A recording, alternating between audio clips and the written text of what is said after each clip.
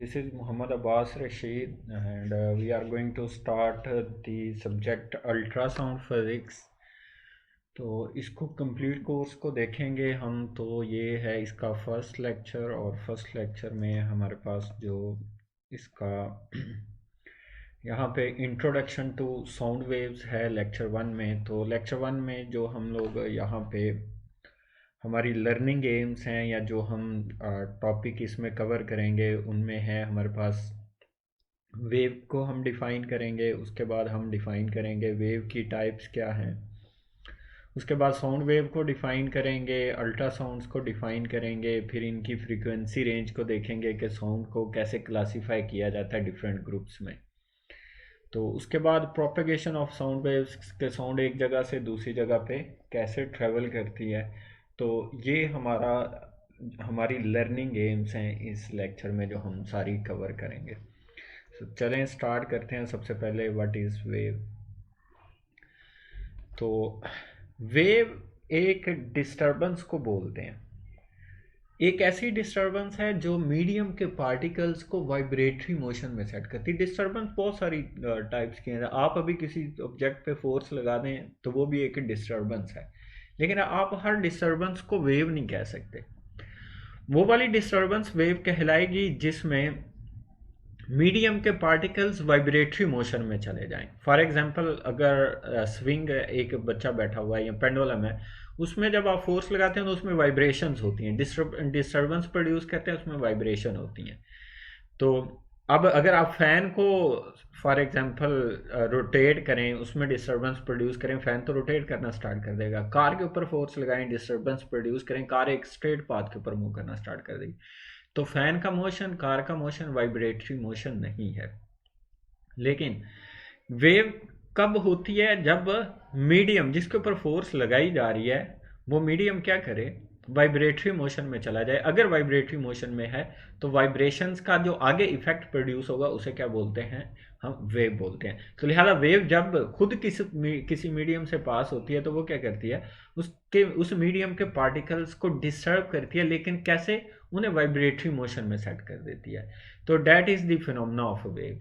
Wave क्या करती है? डिस्टर्बेंस है जो मीडियम के पार्टिकल्स को वाइब्रेटरी मोशन में सेट कर देती है, उन्हें वाइब्रेटरी मोशन करवाती है।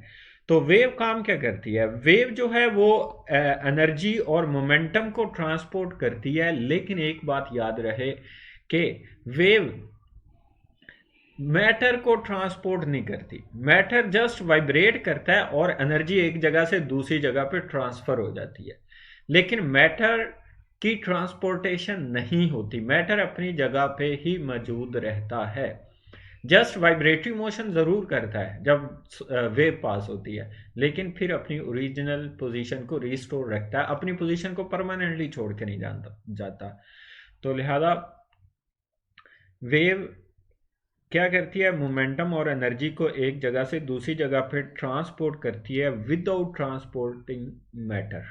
तो सिंपली ये इसकी डेफिनेशन है। लेकिन एनर्जी की ट्रांसपोर्टेशन होती है through vibrations, through oscillations. Wave oscillation करवा के एनर्जी को और मोमेंटम को एक जगह से दूसरी जगह पे ले जाती है। उसके बाद टाइप्स ऑफ वेव हैं on origin basis. Origin basis means के वेव्स प्रोड्यूस कैसे की जाती हैं। तो वेव्स की प्रोडक्शन की बेस पे वेव्स को क्लासिफाई किया जाता है। तो इस बेसिस पे हमारे पास वेव की दो टाइप्स हैं, मैकेनिकल वेव्स हैं और हमारे पास इलेक्ट्रोमैग्नेटिक वेव्स हैं। तो डिफाइन करते हैं इन वेव्स को। तो सबसे पहले हमारे पास हैं इलेक्ट्रोमैग्नेटिक वेव्स। ऐसी वेव्स जो इलेक्ट्रिक और मैग्नेटिक फील्ड की ओसिलेशन से या वाइब्रेशन से प्रोड्यूस होती हैं, उनको इलेक्ट्रोमैग्नेटिक वेव्स कहा जाता है। तो इनको अदर वर्ड्स में आप नॉन मैटर वेव्स कह सकते हैं, नॉन मैकेनिकल वेव्स कह सकते हैं। फर्स्ट क्लास क्या है वेव्स की? इलेक्ट्रोमैग्नेटिक वेव्स हैं। ये इलेक्ट्रिक फील्ड और मैग्नेटिक फील्ड की ओसिलेशन से प्रोड्यूस होती हैं। तो ये इलेक्ट्रिक और magnetic field non material things हैं। तो उसके बाद एक डेफिनेशन इससे पहले आप लोगों ने पढ़ी हुई है, ऐसी वेव्स जिनको एक जगह से दूसरी जगह पे जाने के लिए किसी मैटर की ज़रूरत ना हो, मीडियम की ज़रूरत ना हो, उनको क्या कहा जाता है? Electromagnetic waves. तो सिंपल आप ये कह सकते हैं ये नॉन मैटर वेव्स हैं। ये मैटर के बगैर भी एक जगह से दूसरी जगह पे चली जाती हैं। तो मैटर थिंग्स, जो मैटर से वेव्स प्रोड्यूस होती हैं वो मैकेनिकल वेव्स हैं, जो इलेक्ट्रिक और मैग्नेटिक फील्ड से प्रोड्यूस होती हैं वो इलेक्ट्रोमैग्नेटिक वेव्स हैं। तो इलेक्ट्रोमैग्नेटिक वेव्स को मीडियम नहीं रिक्वायर एक जगह से दूसरी जगह पे जाने के लिए। तो इसकी एग्जांपल्स हैं हमारे पास लाइट वेव्स हैं, X rays, alpha, beta, gamma rays, ये सारी की सारी किस में आती हैं, इलेक्ट्रोमैग्नेटिक वेव्स में आती हैं। तो नेक्स्ट पे डिफाइन करते हैं मैकेनिकल वेव्स। मैकेनिकल वेव्स जो हैं, ये मैकेनिकल का वर्ड एक फिजिकल वर्ड से आता है। तो मैकेनिकल मींस वेव हम पढ़ चुके हैं। वेव क्या है, एक डिस्टरबेंस है जो वाइब्रेटरी मोशन में मीडियम को लेके जाती है। तो मैकेनिकल वेव्स तब प्रोड्यूस होती हैं जब मैकेनिकल ऑब्जेक्ट वाइब्रेट करते हैं। मैकेनिकल वेव्स कैसे प्रोड्यूस होती हैं, जब मैकेनिकल ऑब्जेक्ट्स क्या करते हैं, वाइब्रेट करते हैं, तो मैकेनिकल वेव्स प्रोड्यूस हो जाती हैं। अगर आप एग्जांपल लें ड्रम की, ढोल वाला, वो क्या करता है, ड्रम को बीट करता है, उसके ऊपर डायाफ्राम लगा होता है, चमड़ा, वो क्या करता है, वाइब्रेट करता है, उसकी वाइब्रेशन से साउंड प्रोड्यूस हो रही होती है। इसी तरह गिटार की स्ट्रिंग्स हैं, उसमें देखें स्ट्रिंग मैटर है, मैकेनिकल ऑब्जेक्ट है, तो उसकी ऑसिलेशन से क्या प्रोड्यूस हो रही है, साउंड, तो वो क्या है, मैकेनिकल वेव्स हैं। तो मैकेनिकल वेव्स जो हैं वो मैकेनिकल ऑब्जेक्ट, फिजिकल ऑब्जेक्ट की ऑसिलेशन से प्रोड्यूस होती हैं, उसकी वाइब्रेशन से प्रोड्यूस होती हैं। तो ये इनकी ओरिजिन है कि जब कोई मैकेनिकल ऑब्जेक्ट वाइब्रेट करता है तो उससे साउंड प्रोड्यूस हो जाती है। इसकी एक डेफिनेशन आप लोगों ने ये भी पढ़ी होगी छोटी क्लासेस में, कि मैकेनिकल वेव्स ऐसी वेव्स हैं जिनको एक जगह से दूसरी जगह पे ट्रेवल करने के लिए मैटर की ज़रूरत होती है, मीडियम की ज़रूरत होती है। मतलब सॉलिड, लिक्विड, गैस, किसी ना किसी सूरत में मैटर मौजूद हो तो ये एक जगह से दूसरी जगह पे जा सकती हैं। अगर मैटर मौजूद नहीं है तो ये एक जगह से दूसरी जगह पे ट्रेवल ही नहीं कर सकती। तो इसकी एग्जांपल्स क्या हैं, साउंड वेव्स की, मैकेनिकल वेव्स की, साउंड वेव्स हैं, वाटर वेव हैं, अगर वाटर नहीं है तो कैसे प्रोड्यूस करेंगे। उसके बाद स्ट्रिंग में जो वेव्स हैं, स्ट्रिंग नहीं है तो कैसे उसमें वेव प्रोड्यूस करेंगे। उसके बाद स्लिंकी में भी जो वेव्स प्रोड्यूस होती हैं, ये सारी की सारी क्या है, मैकेनिकल। तो इन सब मैकेनिकल वेव्स में मैकेनिकल ऑब्जेक्ट इन्वॉल्व हैं, फिजिकल ऑब्जेक्ट इन्वॉल्व हैं जिनको हम टच कर सकते हैं, देख सकते हैं। तो ये उन ऑब्जेक्ट्स की ओसिलेशन से, वाइब्रेशन से प्रोड्यूस होती है। तो ये तो थी वेव की classification on basis of origin, कि ये पैदा कैसे होती हैं, इनको प्रोड्यूस कौन करता है। उसके बाद वेव को उसकी शेप के लिहाज से भी दो ग्रुप्स में सब डिवाइड किया जाता है। तो यहाँ पे आप देखें हमारे पास है types of waves on basis of transport mechanism, या अदर वर्ड्स में आप ये कह सकते हैं कि ये एनर्जी को एक जगह से दूसरी जगह पे किस मैकेनिज्म से, कौन सा मेथड यूज करती हैं ट्रांसफर करने के लिए, उसकी बेस पे। या फिर हम ये भी कह सकते हैं कि शेप की, वेव की शेप की बुनियाद पे हम वेव को दो ग्रुप्स में सब डिवाइड करते हैं। तो अब इनमें हमारे पास शेप के लिहाज से वेव की दो टाइप्स हैं, ट्रांसवर्स वेव्स हैं, लॉन्गिट्यूडनल वेव्स हैं। तो अब इनको देखते हैं। यहाँ पे सबसे पहले हमारे पास हैं ट्रांसवर्स वेव्स हैं। अच्छा, अभी देखें हमने वेव की डेफिनेशन पढ़ी। वेव क्या है, वेव ट्रांसपोर्ट करती है एनर्जी और मोमेंटम को एक जगह से दूसरी जगह पे, और मैटर को ये ओसिलेट करवाती है, वाइब्रेट करवाती है। ये वेव की डेफिनेशन पढ़ी है। तो अब ट्रांसवर्स वेव क्या है। तो ट्रांसवर्स वेव ऐसी वेव है जिसमें मीडियम के पार्टिकल्स डायरेक्शन ऑफ मोशन के परपेंडिकुलर वाइब्रेट करते हैं। अगर आप लोग ये वाली डायग्राम देखें ज़रा, तो डायरेक्शन ऑफ ट्रेवल ये है, लेफ्ट से राइट की तरफ वेव इस तरफ जा रही है, और ये वेव ऐसे ट्रेवल कर रही है, ये ऐसे। अब अगर आप लोग इस वेव में देखें तो वेव जा रही है अलोंग पॉजिटिव एक्स एक्सिस, लेकिन यहाँ पे जिस मीडियम से ये पास हो रही है, ये इक्विलिब्रियम लाइन है। यहाँ पे किसी मीडियम के पार्टिकल्स इस लाइन के ऊपर पड़े हुए थे, लेकिन जब वेव आई इसने उसको डिस्टर्ब किया, जो पार्टिकल यहाँ पे पड़ा हुआ था उसको उठा के यहाँ पे ले आई। इसी तरह एक पार्टिकल पड़ा हुआ था यहाँ पे, वेव ने उसे उठाया और यहाँ पे ले आई। उसके बाद देखें एक पार्टिकल यहाँ पे पड़ा हुआ था, उसे वेव इधर ले आई है नीचे की तरफ। तो यहाँ पे होता क्या है, वेव क्या करती है, वेव खुद तो लेफ्ट से राइट जा रही है, लेकिन मीडियम के पार्टिकल्स यहाँ पे परपेंडिकुलर ओसिलेट करते हैं, किसके साथ, डायरेक्शन ऑफ प्रोपेगेशन या डायरेक्शन ऑफ मोशन के साथ। तो लिहाजा ऐसी वेव जिसमें मीडियम के पार्टिकल, जिस मीडियम से वेव पास होती है उस मीडियम के पार्टिकल्स वेव की डायरेक्शन ऑफ मोशन के साथ परपेंडिकुलर मूव करें, वाइब्रेट करें, उस वेव को क्या बोलते हैं? ट्रांसवर्स वेव बोलते हैं। तो यहाँ पे मीडियम के पार्टिकल्स, ये इनकी इक्विलिब्रियम पोजीशन है, स्ट्रेट लाइन। तो मीडियम के पार्टिकल्स यहाँ पे ऑसिलेट करते हैं, वाइब्रेटरी मोशन करते हैं, वर्टिकल।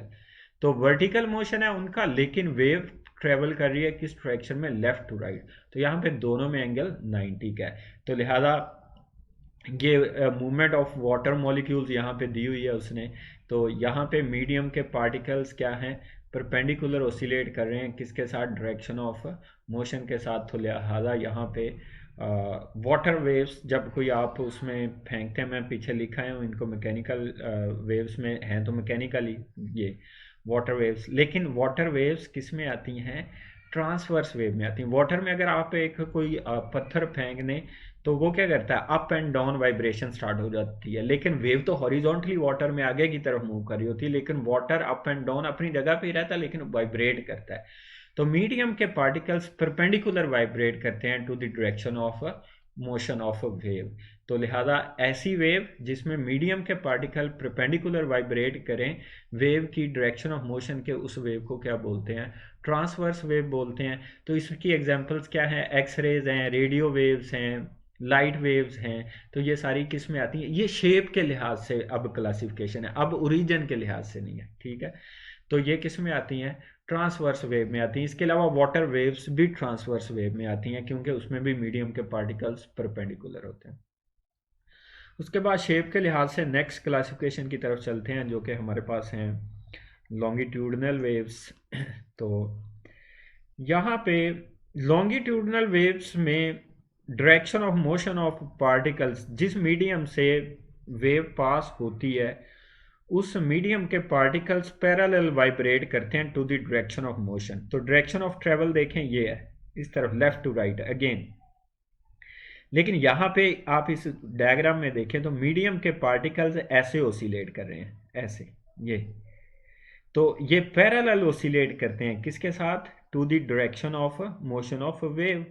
तो ऐसी वेव जिसमें मीडियम के पार्टिकल्स वेव की डायरेक्शन ऑफ ट्रेवल के साथ पैरेलल ओसिलेट करें, वाइब्रेट करें, उसको क्या बोलते हैं?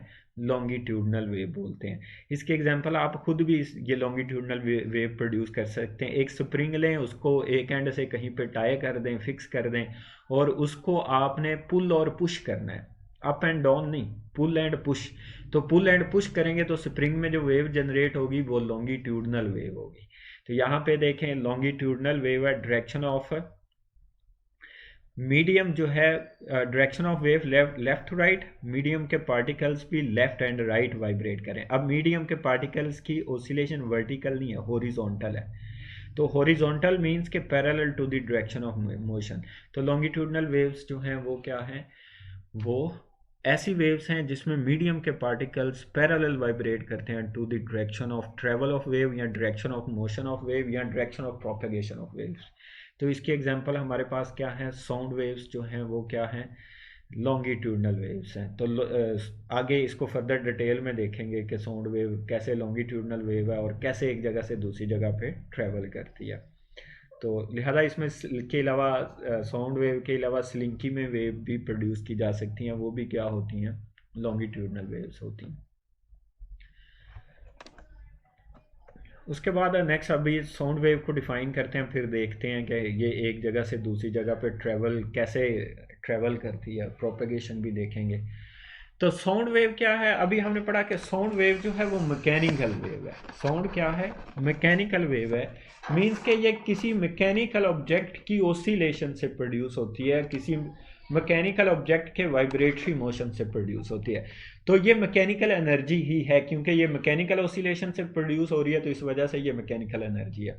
तो लिहाजा साउंड वेव जो है किसी ऑब्जेक्ट की मैकेनिकल वाइब्रेशंस के रिजल्ट में प्रोड्यूस होती है। अभी देखें मेरी साउंड आप लोग सुन रहे हैं या आप खुद बोलते हैं, तो हमारे वोकल कॉर्ड्स होते हैं, हमारे क्या है? वोकल कॉर्ड्स हैं हमारे थ्रोट में। जब ये हम बोलते हैं तो ये वाइब्रेशंस करते हैं, तो इनकी वाइब्रेशंस के रिजल्ट में क्या प्रोड्यूस होती है, साउंड वेव प्रोड्यूस होती है। इसी तरह जब ड्रम को, ढोल का डायाफ्राम जो है उसको बीट किया जाता है, तो वहाँ पे चमड़ा वाइब्रेट करता है, डायाफ्राम वाइब्रेट करता है, उसकी ओसिलेशन से साउंड वेव्स प्रोड्यूस हो रही हैं।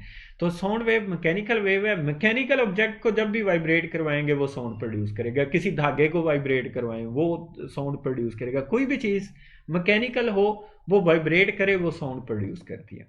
इसी तरह गिटार में अगर आप देखें तो उसमें स्ट्रिंग होती हैं, वो वाइब्रेट करती हैं तो साउंड प्रोड्यूस हो जाती है। आपने ये स्पीकर, आपके मोबाइल फ़ोन का स्पीकर है या आप म्यूज़िक सुनते हैं तो उसमें देखें स्पीकर के ऊपर भी एक डायाफ्राम लगा होता है, वो डायाफ्राम जब वाइब्रेट करता है तो उससे क्या प्रोड्यूस हो जाती हैं, साउंड वेव्स प्रोड्यूस हो जाती हैं। तो साउंड मैकेनिकल वेव है, लेकिन इसकी शेप क्या है, लॉन्गिट्यूडनल शेप है। वेव मैकेनिकल है साउंड वेव, लेकिन शेप क्या है इसकी, लॉन्गिट्यूडनल है। ये लॉन्गिट्यूडनल मीन्स के इसमें मीडियम के पार्टिकल्स पैरेलल वाइब्रेट करते हैं to the direction of motion of wave. तो इस वजह से sound wave, mechanical wave produce होती है मैकेनिकल ऑब्जेक्ट की वाइब्रेशन से, लेकिन शेप इसकी क्या है, शेप इसकी है हमारे पास लॉन्गिट्यूडनल शेप है। उसके बाद प्रोपेगेशन ऑफ वेव के, ये एक जगह से दूसरी जगह पे कैसे ट्रेवल करती है, तो आप लोग इसको सिंपली पढ़ सकते हैं। अभी जब आप लोग बोलते हैं तो होता क्या है, अभी हमने पढ़ा कि ये मैं और आप बोलते हैं, साउंड आ जाती है किसमें, एयर में। अब ये एयर को ओसिलेट करवाती है। जब आप बोलते हैं तो एयर के मॉलिक्यूल्स में कंप्रेशन प्रोड्यूस होती है और फिर रेयरफेक्शन प्रोड्यूस होती है, मीन्स के मॉलिक्यूल्स ने वाइब्रेट करना है। जब आप बोलते हैं साउंड एयर में आती है तो मॉलिक्यूल्स आगे की तरफ भागते हैं, कंप्रेस हो जाते हैं, फिर थोड़ा सा वॉल्यूम जैसे कम होता है एयर के मॉलिक्यूल्स वापस आते हैं। तो ये एयर के मॉलिक्यूल्स में ओसिलेशन प्रोड्यूस करती है, और उन ओसिलेशंस के रिजल्ट में एयर के मॉलिक्यूल्स मैकेनिकली वाइब्रेट करते हैं। इसी तरह जब दूसरा पर्सन सुनने वाला है, उसके एयर, जो उसके ईयर्स हैं, उसके ऊपर, उसके डायफ्राम के ऊपर एयर वाइब्रेट करना स्टार्ट कर देती है। तो अब जितनी फ्रीक्वेंसी से कोई बोल रहा होता है उसी फ्रीक्वेंसी से एयर जाके आगे क्या करती है, वाइब्रेट करवाती है ईयर के डायफ्राम को, वो पर्सन आपकी साउंड को सुन रहा होता है। तो एयर के थ्रू जो साउंड है वो ट्रेवल करती है एयर के मॉलिक्यूल्स को वाइब्रेशंस में सेट करके, जिसके रिजल्ट में ये एक जगह से दूसरी जगह पे ट्रेवल करती है। लेकिन एयर अपनी जगह पे ही रहती है, लेकिन ओसिलेट करती है, ओसिलेट करके जहाँ से मॉलिक्यूल्स डिस्प्लेस होते हैं, जब साउंड खत्म हो जाती है एक जगह से दूसरी जगह पे ट्रेवल कर जाती है, तो जहाँ से साउंड चली जाती है वहाँ से मॉलिक्यूल्स अपनी जगह पे अगेन चले जाते हैं नॉर्मल पोजीशन पे। तो लिहाजा ये एयर के मॉलिक्यूल्स को ओसिलेट करवाती है, वाइब्रेट करवाती है। इनको फर्दर डिटेल में देखते हैं।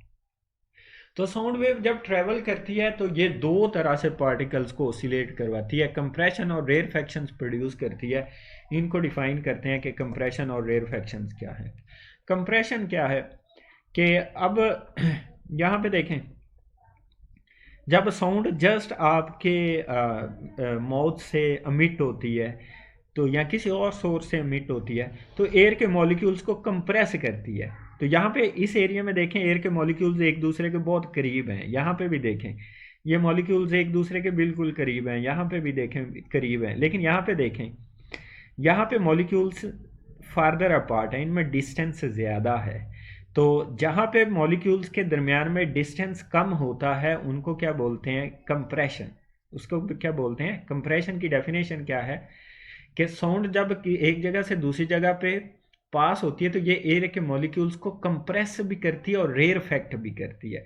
तो कंप्रेशन वो एरिया होता है वेव के ऊपर जहाँ पे मीडियम के मॉलिक्यूल्स एक दूसरे के करीब होते हैं, यहाँ पे भी करीब हैं, यहाँ पे भी करीब हैं, ये क्या है, कंप्रेशन है। यहाँ पे भी करीब हैं तो ये भी क्या है, कंप्रेशन है।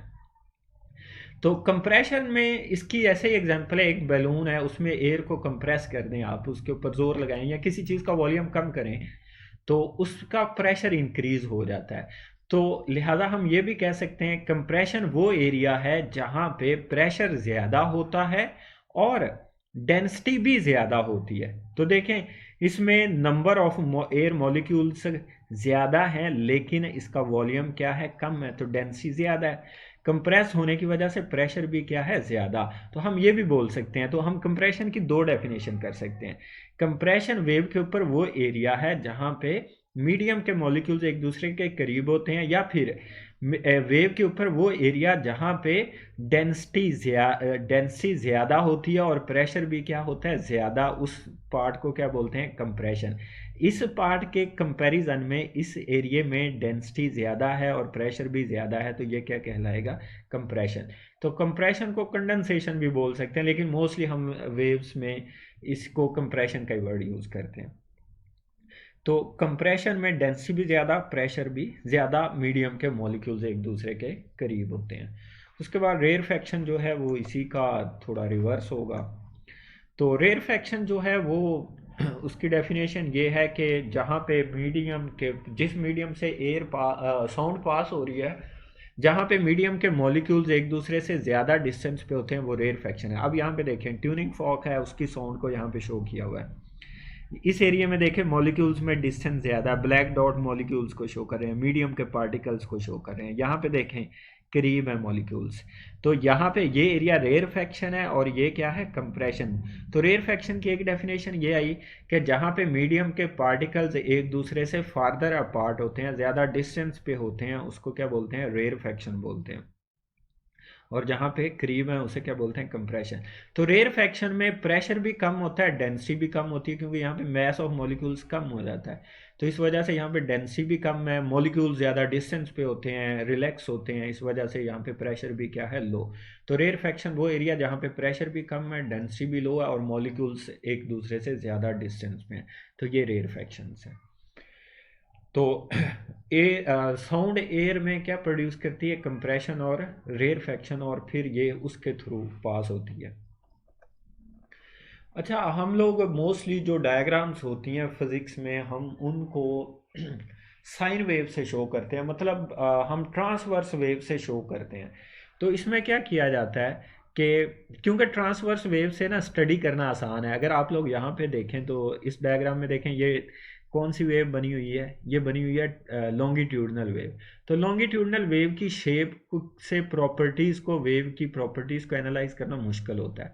इस वजह से हम क्या करते हैं कि हम लॉन्गिट्यूडनल वेव को रिप्लेस कर देते हैं ट्रांसवर्स वेव से। ये ट्रांसवर्स वेव है, तो ट्रांसवर्स वेव में प्रॉपर्टीज़ को एनालाइज करना आसान होता है। तो इस वजह से जस्ट हम रिप्लेसमेंट करते हैं इनको, या आप सपोज कर लेते हैं लॉन्गिट्यूडनल वेव को एज अ ट्रांसवर्स वेव। तो इसमें करेंगे क्या, अब देखें इसकी भी प्रॉपर्टीज देख लेते हैं। ये है ट्रांसवर्स वेव। तो ट्रांसवर्स वेव के भी दो पार्ट होते हैं, जैसे इसमें कंप्रेशन और रेयरफैक्शन है। तो ट्रांसवर्स वेव में होता है क्रस्ट और ट्रफ। क्रस्ट वो पार्ट होता है वेव का जो ये इक्विलिब्रियम पोजीशन है, ये हॉरिजॉन्टल लाइन का इक्विलिब्रियम पोजीशन। इससे ऊपर वाला पार्ट ये सारा क्या है क्रस्ट, और नीचे वाला पार्ट सारा क्या कहलाता है ट्रफ। तो एक वेव बनती है, एक क्रस्ट एक ट्रफ को मिलाएं और एक क्रस्ट को मिलाएं तो एक वेव बन जाती है। तो इसी तरह यहाँ पे भी एक कंप्रेशन और एक रेयरफैक्शन, ये एक रेयरफैक्शन है और एक ये कंप्रेशन है, इनको मिलाएं तो यहाँ तक एक वेव बन जाती है। हम क्या करते हैं कि यहाँ पे ये क्रस्ट है, क्रस्ट को रिप्लेस कर देते हैं कंप्रेशन से और ट्रफ को रिप्लेस कर देते हैं रेयरफैक्शन से।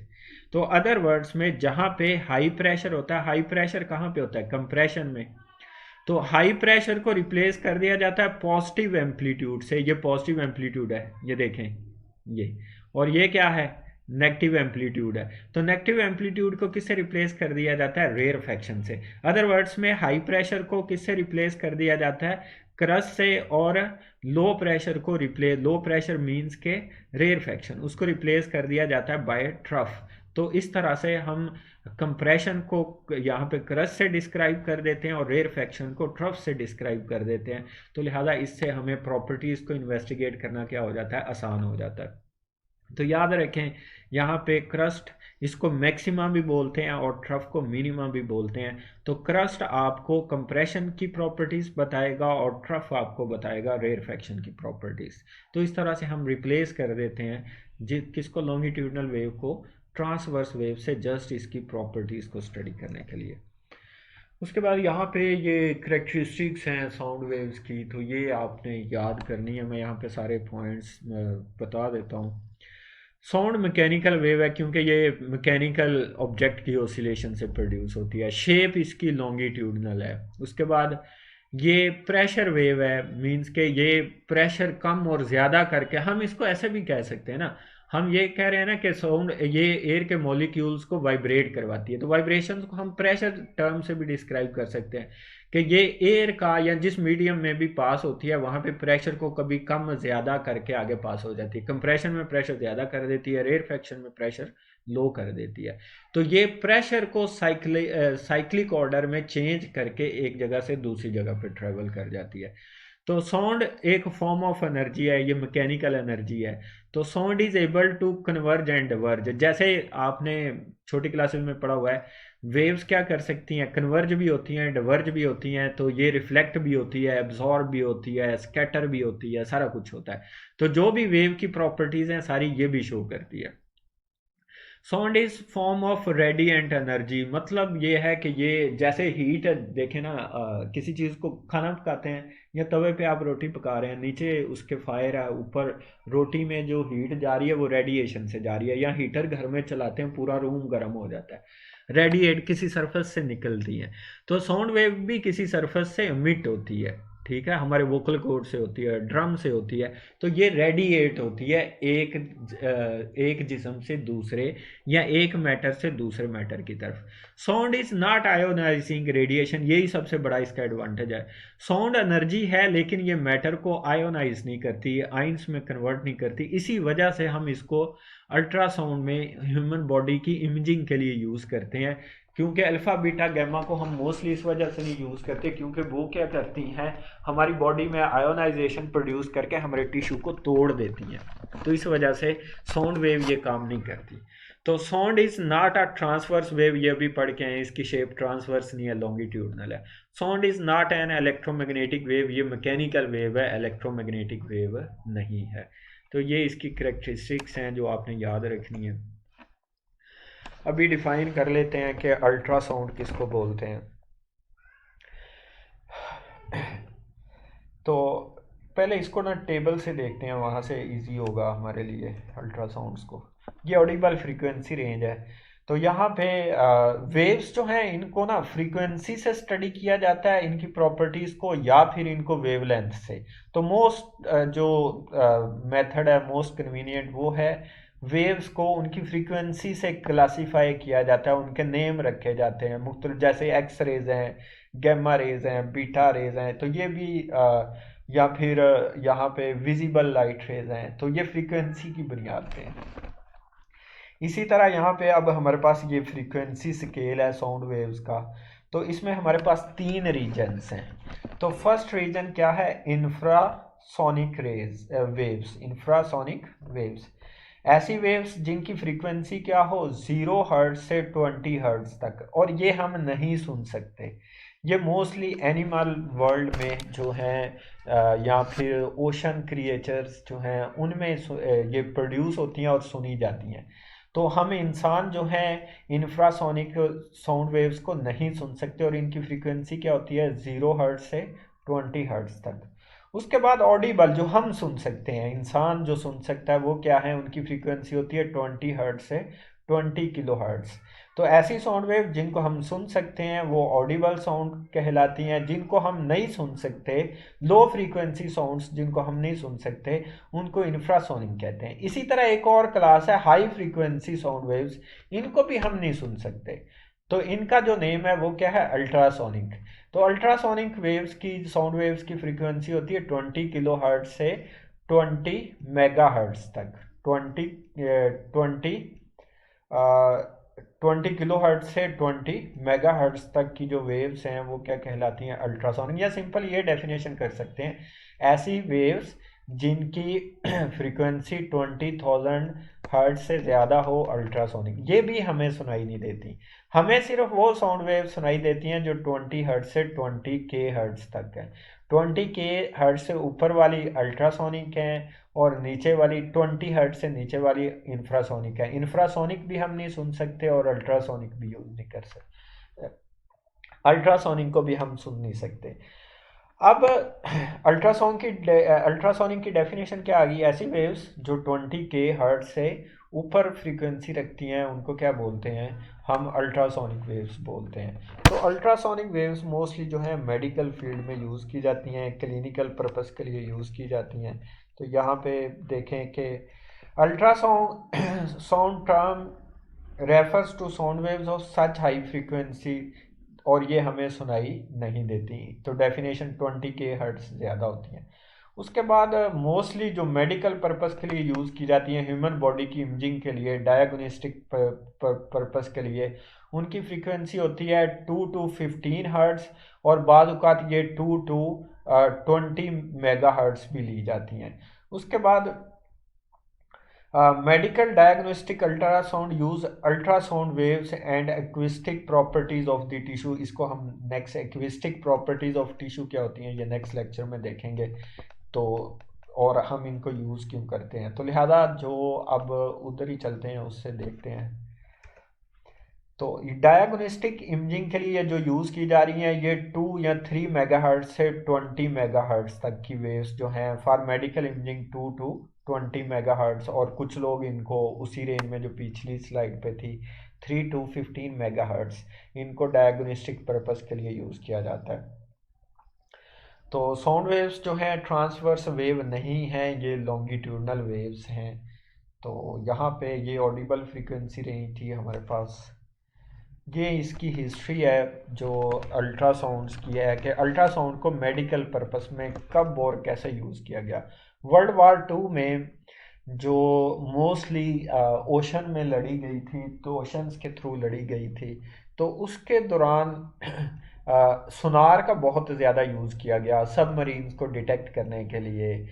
जो एनिमीज़ हैं एक दूसरे के, उनकी मूवमेंट को ऑब्ज़र्व किया गया साउंड वेव्स के ज़रिए, और वहाँ पे अल्ट्रासाउंड्स थी।